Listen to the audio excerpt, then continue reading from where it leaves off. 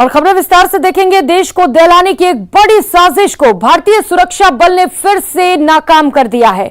धमाके करने के मंसूबे लेकर सीमा पार से भारत में घुसे 2 आतंकी सुरक्षा बल के जवानों ने ट्रैप में फंस गए और एक बारूदी सुरंग के धमाके में उनके परखच्चे उड़ गए, जबकि एक आतंकी को जिंदा पकड़ने में कामयाबी मिली।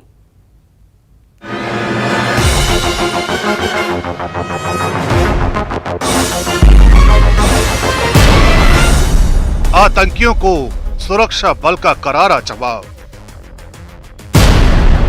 घुसपैठ की बड़ी कोशिश नाकाम। क्या की भेजिए तुम कि जाके पोस्ट देते की करो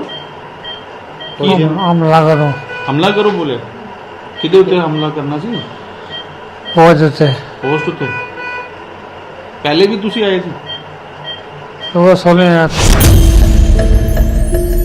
गोली लगने से बुरी तरह घायल ये आतंकी इलाज के बाद अब ठीक है और पूछताछ के दौरान उसने दावा किया कि भारत में सेना पर हमले की जिस साजिश को अंजाम तक पहुंचाने आए थे उसे पाकिस्तानी सेना के अधिकारियों ने प्लान किया था। किसने भेजा था?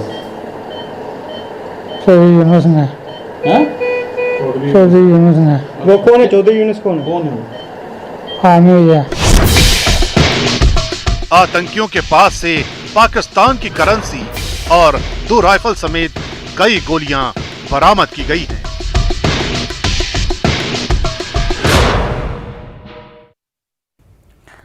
और रुक करेंगे अगली खबर का। क्या झारखंड में कल कुछ बड़ा होने वाला है? क्या झारखंड में सियासी संकट आने वाला है? ये सवाल इसीलिए क्योंकि जिस लाभ के पद को लेकर राज्यपाल ने निर्वाचन आयोग से राय मांगी थी वो राय बंद लिफाफे में आ चुकी है, जिस पर उम्मीद है कि कल राज्यपाल कोई फैसला भी ले सकते हैं।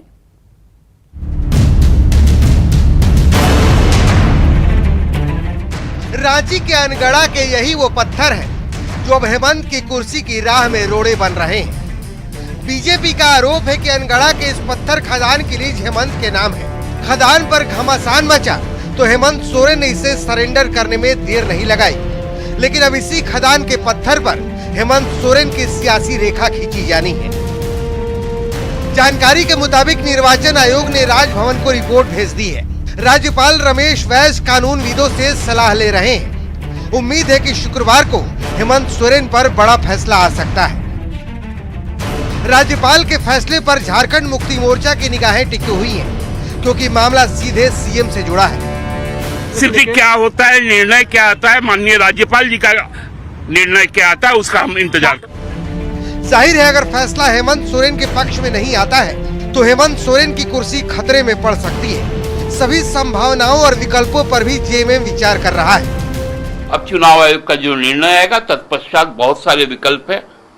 कोई भी निर्णय अंतिम निर्णय नहीं होता है, उसके लिए इस देश में अपने लिए बहुत व्यवस्थाएं की गई है। हम उन दिशाओं पे भी सोचने का काम करें। दरअसल राज्यपाल ने हेमंत सोरेन के लाभ के पद पर होने के मामले में चुनाव आयोग से राय मांगी थी। इस मामले में चुनाव आयोग ने हेमंत सोरेन का पक्ष जानने के बाद अपनी राय राज्यपाल को भेज दी है। अब इंतजार है लिफाफा खुलने का। रांची से न्यूज 18 के लिए कोमल बहल की रिपोर्ट। और चलिए अब आपको दिखाते हैं कि कैसे गिरेगा ट्विन टावर।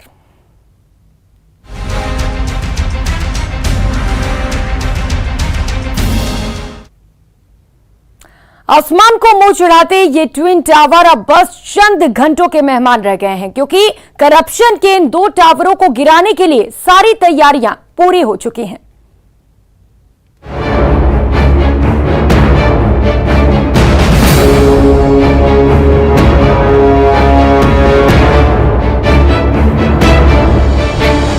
तो भ्रष्टाचार की इमारत को गिराने की उल्टी गिनती अब शुरू हो गई है। जी हाँ, हम बात कर रहे हैं नोएडा के सुपरटेक ट्विन टावर की, जो इस वक्त आप मेरे पीछे देख सकते हैं।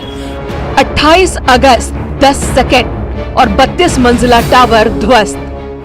9 सेकंड का वक्त लगेगा इसे गिरने में, लेकिन इसके गिरने में कितनी मेहनत, गिराने में कितनी मेहनत लगी है और साथ ही साथ जब इसे गिरा दिया जाएगा तो इसके क्या परिणाम होंगे, तब टावर के आसपास के लोगों का क्या होगा, 1 किलोमीटर के दायरे में कितने लोग प्रभावित होंगे। ये देश का सबसे बड़ा डिमोलिशन होगा। पहले केरल में ऐसा हो चुका है।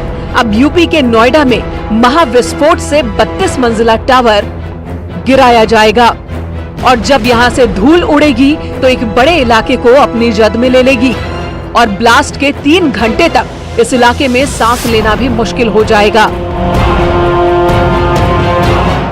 इन्हीं मुश्किलों को समझने के लिए न्यूज 18 की टीम ग्राउंड पर पहुंची। हमारी टीम के साथ एक एक्सपर्ट भी जुड़े जिन्होंने ब्लास्ट से पहले और बाद की स्थितियों पर पूरी जानकारी दी। हमारी टीम ने ट्विन टावर के पास से अपना सफर शुरू किया। पर्यावरण के हिसाब से भी और लोगों के स्वास्थ्य के हिसाब से भी किस तरह के परिणाम निकलकर सामने आएंगे, इसी पर बातचीत करने के लिए आज हमारे साथ एक एक्सपर्ट जुड़े हैं। विक्रांत जी हमारे साथ है जो पर्यावरणविद हैं और साथ ही हम ये समझने का प्रयास करेंगे कि इसके बाद जो दिक्कतें सामने आएगी यहाँ के रहने वाले लोगों को और खासतौर पर जो ट्विन टावर के आसपास रहते हैं उनको स्वास्थ्य संबंधी और पर्यावरण के लिहाज से कितनी महत्वपूर्ण है और किन किन बातों का ख्याल रखना होगा, तो हम इस आसपास के पूरे इलाके में घूमेंगे और इस बात की जानकारी हम आपको देंगे कि किस तरह से यहाँ पर रहने वाले रेसिडेंट्स के लिए समस्या है। लोग डरे हुए हैं, सहमे हुए हैं, जो आसपास के इलाके के लोग हैं वो घर छोड़कर जा रहे हैं। तो चलिए विक्रांत जी के साथ हम चलते हैं इस आसपास के इलाके को देखने के लिए। हमारी टीम ने ट्विन टावर के पास बसे गांव गेछा से अपना सफर शुरू किया। टावर के सामने का इलाका हरा भरा है, एक पार्क भी है और पार्क के ऊपर से एक फ्लाईओवर भी गुजरता है जो नोएडा एक्सप्रेसवे के ऊपर बना है। इन सब के बीच सबसे बड़ा सवाल ये है कि आखिर ट्विन टावर गिराए ही क्यों जा रहे हैं। विक्रांत जी सबसे पहले तो ये बताइए कि अभी तक देश भर में कुछ जगहों पर ही बिल्डिंग गिराई गई है, लेकिन आज तक इतनी बड़ी बिल्डिंग, कहते हैं कि कुतुब मीनार से भी ऊंची बिल्डिंग है, उसे ढाया जाएगा 28 तारीख को। ये नौबत आखिर आई क्यों? संक्षेप में सबसे पहले ये बता दीजिए, फिर बाकी चीजों पर भी हम बातचीत करेंगे। देखिए, ट्विन टावर नहीं है, ये एक करप्ट टावर है। एक तरह से करप्शन की एक मिसाल है जिसको गिराया जा रहा है। सुप्रीम कोर्ट के ऑर्डर के बाद ये गिराए जा रहे हैं। कभी भी नोएडा अथॉरिटी ने इस पे कोई स्ट्रिक्ट एक्शन नहीं लिया और RWA पिछले 8-10 सालों से इसकी लड़ाई लड़ रहा है, तब जाकर इसको गिराने की बात आई है।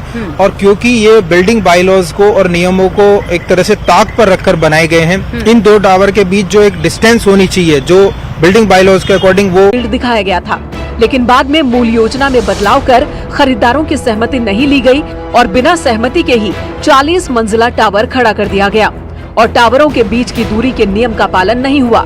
इसलिए सुप्रीम कोर्ट ने इसे अवैध माना और गिराने का आदेश दिया।